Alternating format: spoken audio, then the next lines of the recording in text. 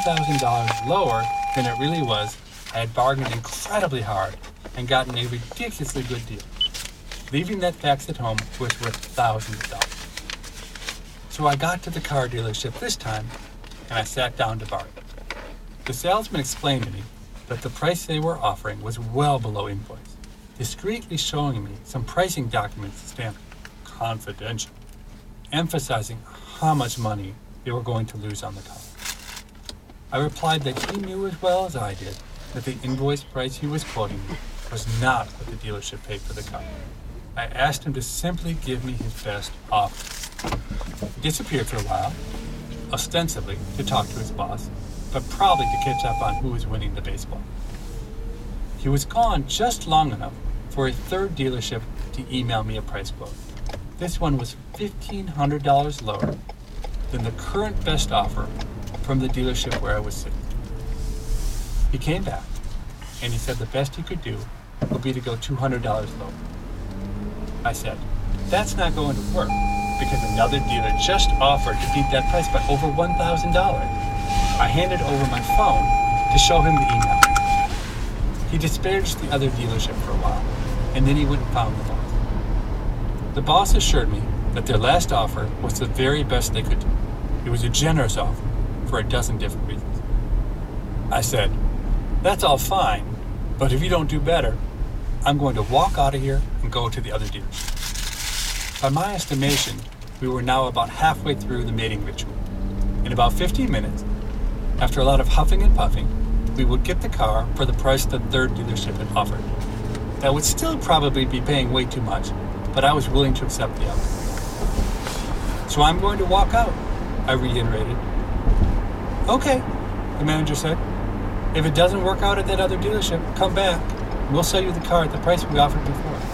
I stood up, and I began to gather the kids, all part of the tough bargaining act. They simply watched me, as if they had forgotten that this was all part of the ritual. Even if they had forgotten their line, I still remembered mine.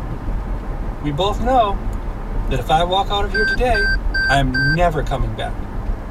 To which the guy simply said, well, we're willing to take our chances on that. And I walked out. I was shocked. This dealership had sent me a price over the internet, come down only $200, and then smiled as I left to buy a car from another place. Given that, I figured the other car dealership must be giving us a really good deal. I didn't have the energy to even think about another mating dance with the new dealership, so I simply accepted their offer without bargaining. I pick up the car on Tuesday. For $25 million, no way. But for $50 million, I'll think about it. At least for me, there are not too many questions that would lead me to respond. For $25 million, no way. But for $50 million, I'll think about it. $25 million is so much money that it's hard to think about what you would do with it. It sure would be nice to have the first $25 million, but I'm not sure why I'd need the second $25 million. The U.S. Senate is hoping there are some folks in Afghanistan or Pakistan who don't see it that way. Frustrated by the failure of the $25 million bounty on Osama bin Laden to lead to his capture, the Senate has voted 87-1 to raise the bounty to $50 million. The lone dissenter was Jim Button, a Republican from Kentucky. At one level, you have to applaud this move by the government. To a Pakistani peasant, $50 million is an unthinkably large amount of money. To the U.S. government, which is spending $10 billion a month in Iraq, $50 million is next to nothing.